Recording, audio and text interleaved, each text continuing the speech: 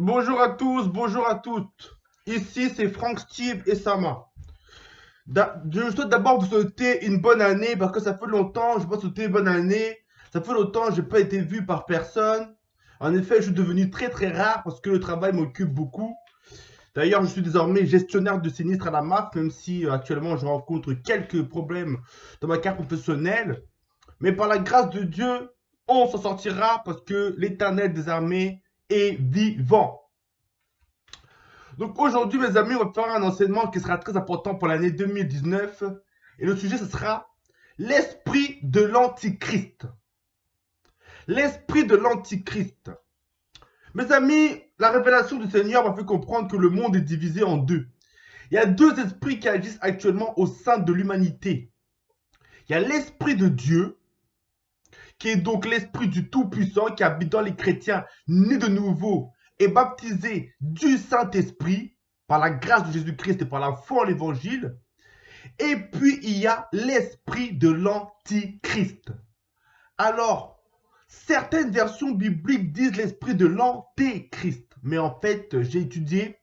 Et en fait, dans les premières traductions de la Bible, ce n'était pas l'esprit de l'Antéchrist, mais l'esprit de l'Antichrist. Qui signifie que c'est l'esprit qui est opposé à Christ. L'esprit qui est ennemi de Christ, l'esprit qui est contre Christ, l'esprit qui est l'adversaire de Christ. Et donc, on sait tous que l'adversaire de Christ, c'est Satan. Donc, l'esprit de l'Antichrist, c'est Satan. C'est-à-dire que Satan est lui-même l'esprit de l'Antichrist. On va croire que l'esprit de l'Antichrist, c'est autre chose que Satan. Non, c'est Satan en personne. Parce que c'est Satan qui est bien sûr l'ennemi de Dieu. Maintenant, on va voir un peu les paroles de la Bible, où on va voir en fait que nous sommes arrivés à la fin des temps. Parce que les gens croient à ce qu'il va y avoir un grand antichrist qui va sortir, un grand dirigeant, un grand roi, qui va semer la pagaille dans le monde, etc., etc. Mais non, mes très chers gens, l'esprit de l'antichrist est un principe.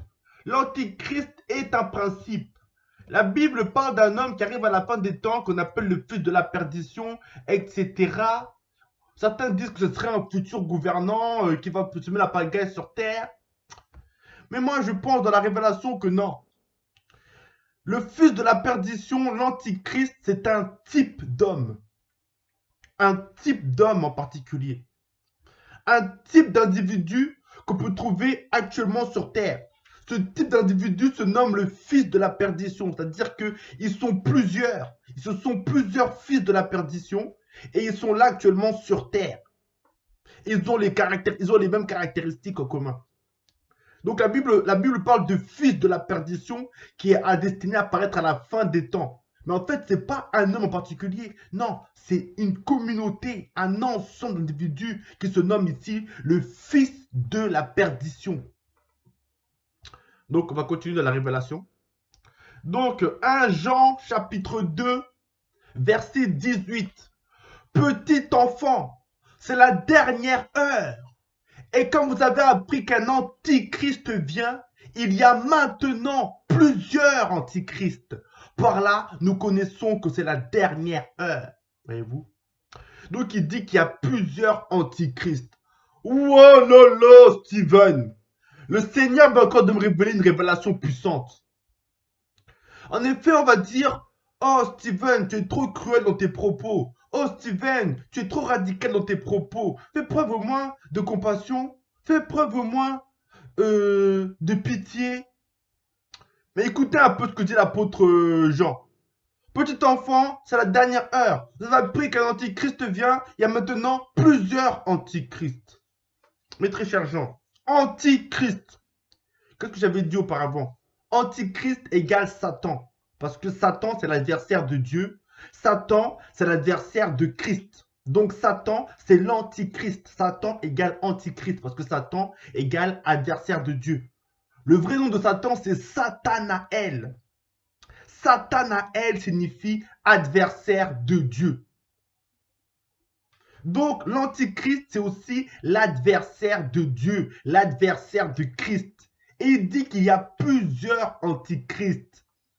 Ce qui revient à dire mot à mot, il y a plusieurs Satans.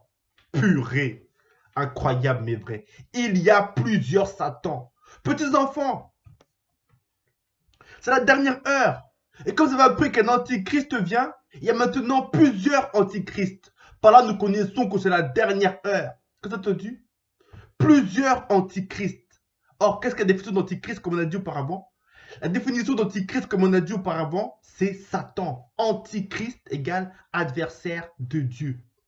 Anti, contre, Christ, Christ. Donc, antichrist égale contre Christ.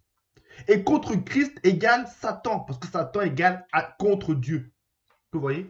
Donc tous les hommes qui sont des antichrists, donc tous les hommes qui sont opposés à Christ, ce sont des Satans.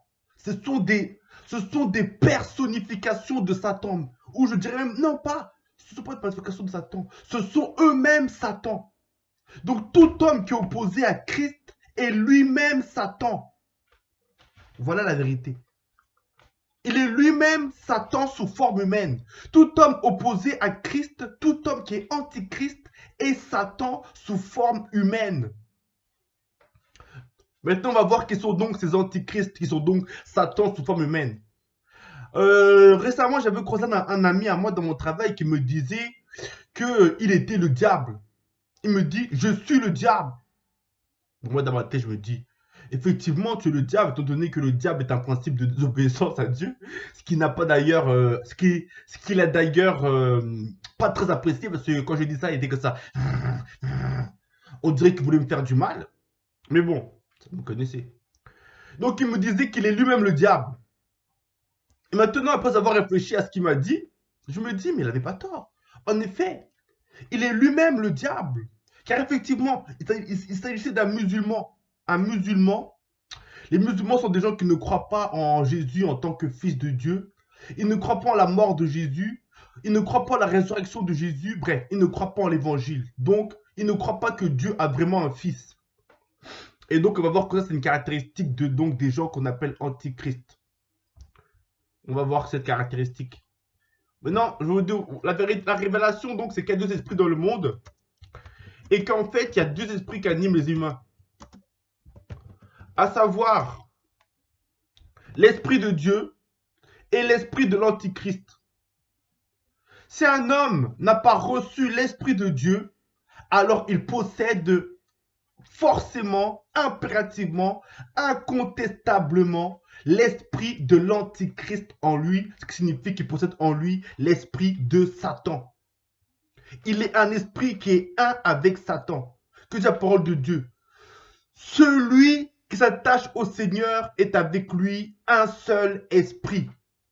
Mais quand tu n'es pas attaché au Seigneur, tu es par conséquent attaché à Satan. Donc, celui qui est attaché à Satan est avec Satan, quoi? Un seul esprit. Donc, quiconque n'est pas attaché à l'esprit de Dieu est attaché à l'esprit de Satan et par conséquent, il est donc un avec Satan. C'est pour ça que les esprits de tous ceux qui n'ont pas reçu l'esprit de Dieu en eux sont des esprits méchants, des esprits mauvais, des esprits sataniques. Donc, on va donc voir maintenant premier évangile, première épître de Jean, chapitre 2, verset 22. Qui est menteur? Sinon, celui qui nie que Jésus est le Christ. Celui-là est l'antichrist qui nie le Père et le Fils. Qui est menteur? Sinon, celui qui nie que Jésus est le Christ. Celui-là est l'antichrist qui nie le Père et le Fils. Donc la caractéristique de l'antichrist, c'est qu'il refuse de confesser que Dieu le Père a vraiment un fils distinct de lui. Il nie que Jésus soit le Fils de Dieu au sens propre du terme. Il nie que Jésus soit un Fils de Dieu ayant reçu la nature divine de son Père et étant distinct de ce dernier, tout comme moi en tant qu'être humain, j'ai reçu la nature de mon Père et je suis distinct de mon Père. Donc il nie qu'il y a un Père et qu'il y a un Fils. Il nie la distinction entre le Père et le Fils et il nie l'existence du Père et du Fils. Donc les athées qui ne croient pas en Dieu, antichrist. Les musulmans qui ne croient pas que Jésus est le Fils de Dieu et distinct du Père avec la même nature que lui, antichrist. Tous les bouddhistes qui adorent les faux dieux hindous, etc., qu'on ne connaît même pas là, antichrist. Donc tous ceux qui ne confessent pas que Jésus est le Fils de Dieu, ceux-là, ce sont des antichrists. Tous ceux qui ne confessent pas qu'il y a un Père, un Fils et un Saint-Esprit, tous ceux-là, ce sont des antichrists. Ne vous laissez pas avoir par leur apparence, parce qu'en effet, ils peuvent faire des bonnes œuvres comme nous tous. Le diable aussi se déguise en ange de lumière. Ils peuvent faire des bonnes œuvres comme chacun de nous. Mais ils ne sont pas comme nous. L'esprit qui est en eux n'est pas de même nature que l'esprit qui est en nous. Nous, on a reçu l'Esprit de Dieu par le baptême de l'Esprit Saint. Mais eux, ils n'ont pas encore reçu l'Esprit de Dieu. Donc, ils possèdent encore l'ancien esprit. Dans la Bible, Dieu dit par Ézéchiel, je leur donnerai un esprit nouveau et je leur donnerai un cœur nouveau. Pourquoi Dieu te donnait à l'homme un esprit nouveau si son esprit qu'il possède à l'état naturel est un bon esprit? Quand Dieu va jeter les hommes en enfer, il va jeter en enfer corps, âme et esprit. Mais si leur esprit était un bon esprit, est-ce que Dieu jetterait en enfer un bon esprit? Dieu ne jetterait pas en enfer un bon esprit. Donc si Dieu jette leur esprit en enfer, finalement, ça veut dire que leur esprit est quoi? Ça veut dire que leur esprit est un mauvais esprit. Donc l'esprit de l'homme naturel, l'esprit de l'homme qui n'est pas né de nouveau, est un mauvais esprit.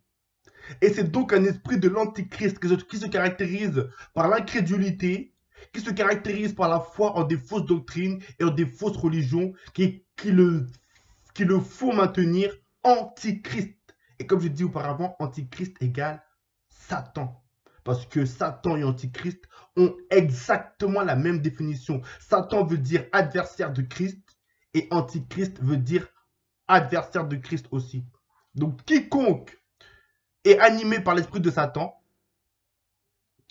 quiconque est antichrist est Satan. Et quiconque est Satan est antichrist. Donc Satan est actuellement sur terre sous forme humaine. Tous les gens qui ne croient pas en Jésus, tous les gens qui ne croient pas au Père et au Fils, tous les gens qui ne croient pas en l'Évangile, tous ces gens-là, ce sont Satan sous forme humaine.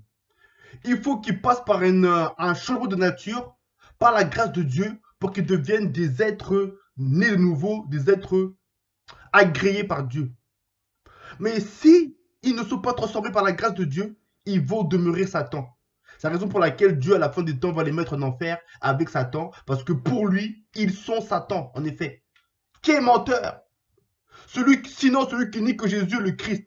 Celui-là est l'antichrist, qui nie le Père et le Fils. Ce qui équivaut à dire, celui-là est Satan, qui nie le Père et le Fils.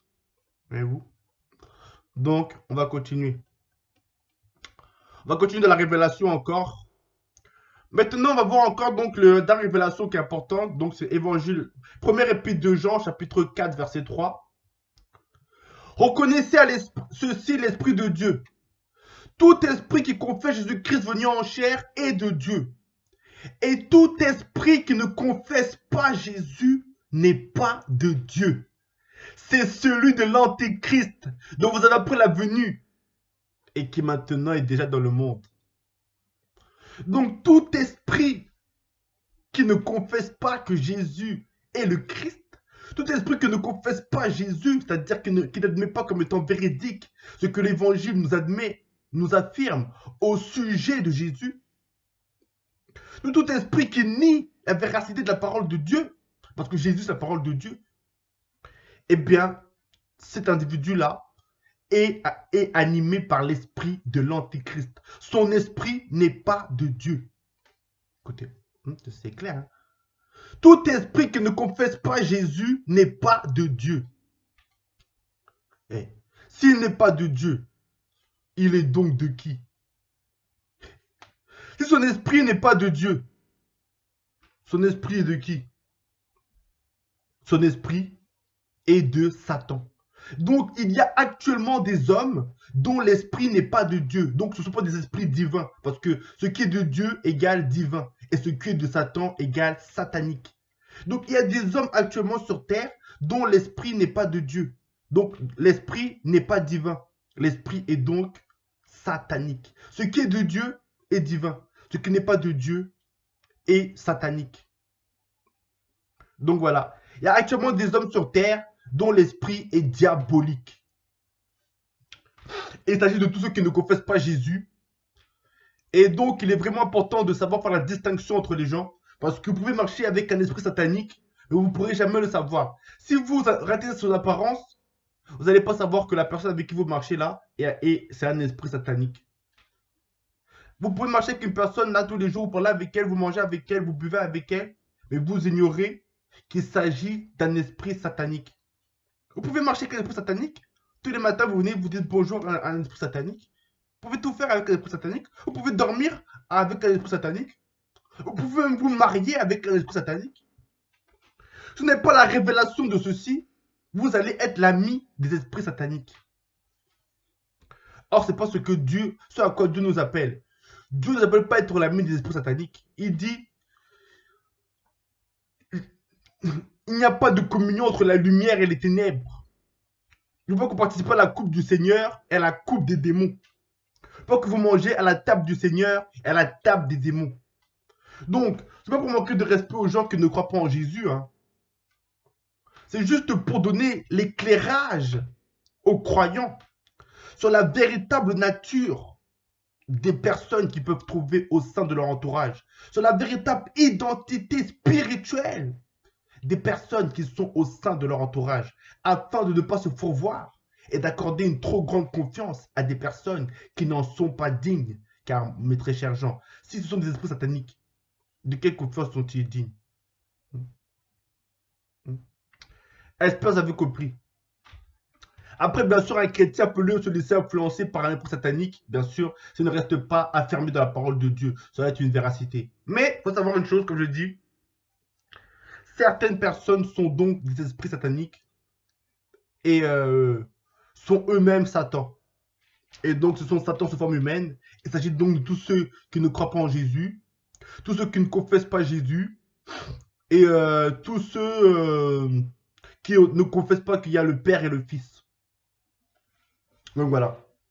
Que Dieu vous bénisse et vous fasse marcher dans ce discernement afin que vous sachiez qui est digne de confiance, afin que vous sachiez la véritable nature de tout un chacun, et afin que vous ne laissez pas fourvoyer par les apparences. Que Dieu vous bénisse. Au nom de Jésus. Amen.